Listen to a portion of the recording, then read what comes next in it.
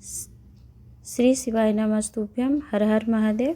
आज मैं आपको पूज्य गुरु जी की कथा को श्रवण करके आपको मकर संक्रांति के दिन किए जाने वाले 5 उपायों के बारे में बताऊंगी। तो सबसे पहले हमेशा की तरह वीडियो को अंत तक ज़रूर सुने और चैनल पर पहली बार हैं तो सब्सक्राइब अवश्य कर लें। इस वीडियो को अंत तक ज़रूर देखिएगा क्योंकि मकर संक्रांति के दिन 5 ऐसे उपाय बताऊंगी जो कि पूज्य गुरु ने स्वयं वर्णन किया है, जो कि सिर्फ साल में एक बार मकर संक्रांति पर ही किया जाता है। तो चलते हैं हम पहले विधान की ओर, जो कि ज़मीन पर कब्जा कर लिया हो किसी ने और दुकान मकान ले लिया हो किसी ने आपका, तो उससे संबंधित है। तो यदि आपकी ज़मीन है और उस पर किसी ने कब्जा कर लिया है, दुकान है, मकान है, उसको किसी ने ले लिया हो, किसी ने ले लिया और लेने से मना कर रहा हो, तो मकर संक्रांति का दिन इसके लिए बहुत महत्वपूर्ण होता है। आप क्या करेंगे, इसके लिए समी की 5 पत्ती ले लीजिएगा, बेलपत्री की 11 पत्ती ले लीजिए और सूर्य जब मकर राशि में प्रवेश कर रहे हों तो उनके ऊपर से इन सामग्री को घुमा करके सामग्री ले लीजिए आप 5 समी पत्र, 11 बेलपत्री।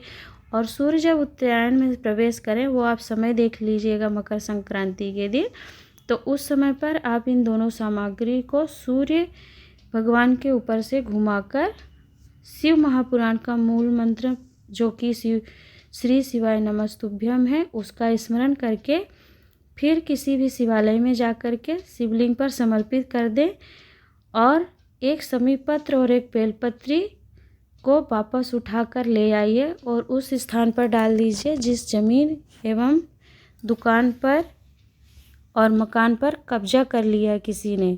तो मात्र 6 महीने में वह कब्जा छोड़कर व्यक्ति भाग जाता है और आपको वापस अपनी दुकान एवं ज़मीन मिल जाती है। तो पूज्य गुरु जी की कथा जो कि श्री शिव महापुराण कथा शिवरी नारायण छत्तीसगढ़ की 10 से 17 जनवरी 2021 में श्रवण करवाई गई थी, उसमें चतुर्दिवस की कथा में 1 घंटे 21 मिनट 12 मिनट पर ज़मीन पर कब्जा से संबंधित विधान का वर्णन किया था। आप वहां से भी सुन सकते हैं। अब हम बढ़ते हैं दूसरे विधान की ओर। यदि आपका व्यापार व्यवसाय या दुकान से संबंधित कोई कार्य है और वह ऊपर नीचे हो रहा है या आपको लगता है कि आपकी दुकान को किसी ने बांध दी है तो आपकी आवक अच्छी नहीं हो रही है, तो कुछ नहीं करेंगे आप। मकर संक्रांति के दिन सूर्य जब उत्तरायण हो, मकर राशि में प्रवेश करें, तब थोड़ी सी काली तिल ले लें और एक बबूल का कांटा ले लें एवं किसी भी वृक्ष की 5 पत्तियां लेकर के उसको अपने दुकान के ऊपर से घुमा लीजिए। श्री अवधूतेश्वर महादेव का नाम लेकर ध्यान दीजिएगा। आपको तिल लेना है, काली तिल लेना है और बबूल का कांटा लेना है और किसी भी वृक्ष की 5 पत्तियां ले लीजिए और फिर इन सामग्री को लेकर के अपने दुकान के ऊपर से घुमा लीजिए श्री अवधूतेश्वर महादेव का स्मरण करके, और फिर इसे किसी भी चौराहे पर डाल सकते हैं आप, या फिर किसी बहते पानी में बहा सकते हैं या किसी भी वृक्ष के नीचे डाल सकते हैं। तो आपका व्यापार व्यवसाय एवं दुकान ठीक प्रकार से चलने लगेगा और आपकी आमदनी भी बढ़ने लगेगी। इस विधान को रोग बीमारी के हरण के लिए भी किया जा सकता है, या किसी को दवाई फ़ायदा नहीं करती है तो उसके लिए भी स्मरण किया जाता है। जिसे रोग बीमारी है और औषधि भी नहीं लगती उसके लिए इसी नियम को करेंगे।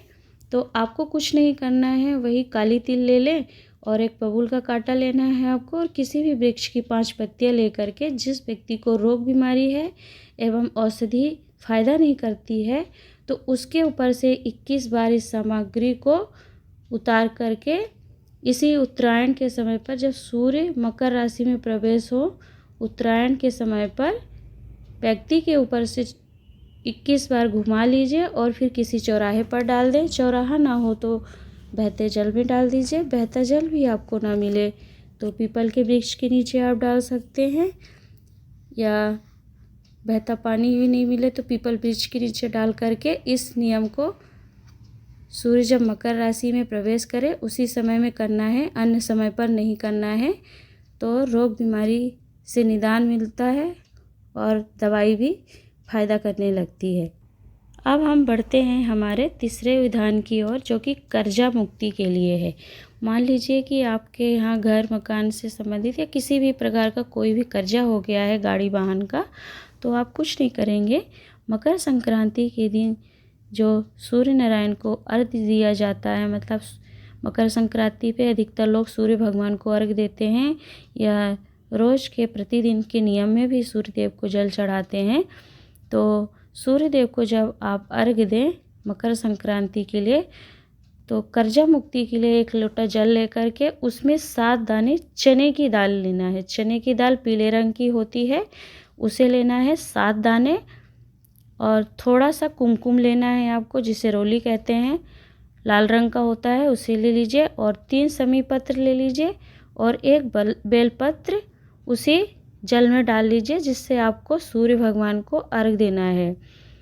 फिर सूर्य भगवान का जब दर्शन करें तो जल को अर्घ देते हुए डालते हुए उत्तर की तरफ ले जाएं। मान लीजिए कि पूर्व दिशा से सूर्य निकलते हैं, वहाँ आपने दर्शन किया और कलश में आपने जल लेकर के कुमकुम और 7 दाने चने की दाल, 3 समी पत्र, 1 बेलपत्र लेकर के कलश में डाल लिया आपने। और पूर्व की दिशा की ओर जल डालते हुए आपको उत्तर दिशा की ओर जाना है, क्योंकि मकर संक्रांति के दिन सूर्य उत्तरायण होते हैं, उत्तर दिशा में प्रवेश करते हैं मकर राशि में। तो उस दिशा में ले जाएं और जब एक साथ सारी सामग्री को गिराएं तो जितना भी कर्जा है, जैसे आपने जल डाला तो सामग्री नीचे गिरेगी, सामग्री जब नीचे गिरेगी तो उसी समय पे आपको कामना कर लेना है जितना आपका कर्जा है, उसका स्मरण करके कि मेरा इतना कर्जा है, और अर्घ दे दीजिए और फिर वो कर्जा धीरे धीरे समाप्त हो जाएगा।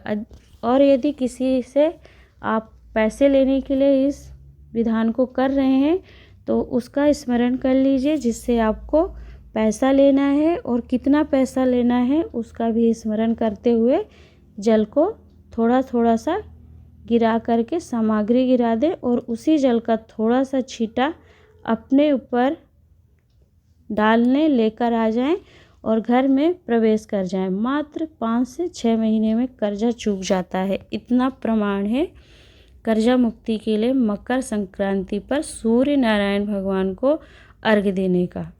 अब हम चलते हैं हमारे चौथे विधान की ओर। यदि किसी के शरीर में कंपन होता है तो मकर संक्रांति के दिन किया जाने वाला विधान है। आपको कुछ नहीं करना है। मकर संक्रांति के दिन काली मिर्च ले लीजिए और उसे पीस करके एक कलश में जल ले करके उस जल में काली मिर्च मिला लीजिए और फिर इस जल से सूर्य नारायण भगवान को अर्घ दें। काली मिर्च से सूर्य नारायण भगवान को अर्घ देने से रोग की मुक्ति होती है मकर संक्रांति पर अर्घ देने से। तो इस प्रकार से, और फिर आप अर्घ देने के बाद उस जल को उस स्थान पर थोड़ा सा ला कर के लगा दें जिस व्यक्ति को जहाँ पर कंपन होता है। अगर डॉक्टर ने डायलिसिस का बोला है तो उस स्थान पर भी पिसी काली मिर्च वाला जल अवश्य लगाएं, उससे धीरे धीरे व्यक्ति को आराम मिलने लगता है। अब हम बढ़ते हैं हमारे 5वें विधान की ओर, जो कि शुगर से संबंधित है। यदि आपकी शुगर ऊपर नीचे होती है तो उसके लिए आप क्या करेंगे, कभी आपकी शुगर घट जाती है कभी बढ़ जाती है, तो मकर संक्रांति के दिन शंकर भगवान के ऊपर काली तिल समर्पित कर दें। किसी भी शिवालय में जाएं और शिवलिंग पर काली तिल समर्पित कर दें। उसमें एक भी सफ़ेद तिल नहीं होना चाहिए, काली मतलब काली ही लेना है आपको। और श्री हाटकेश्वर महादेव का स्मरण करते हुए काली तिल में कंकड़ एवं सफ़ेद तिल का एक भी अंश नहीं होना चाहिए, इस चीज़ का आप विशेष ध्यान रखेंगे। और काली तिल समर्पित करके वहीं पर बैठ करके रुद्राक्ष की माला से 108 बार जाप कर लें। एक माला 108 मनके की माला होगी, उससे एक माला का ही आप जाप कर लीजिए। रुद्राक्ष की माला से आपको जाप करना है।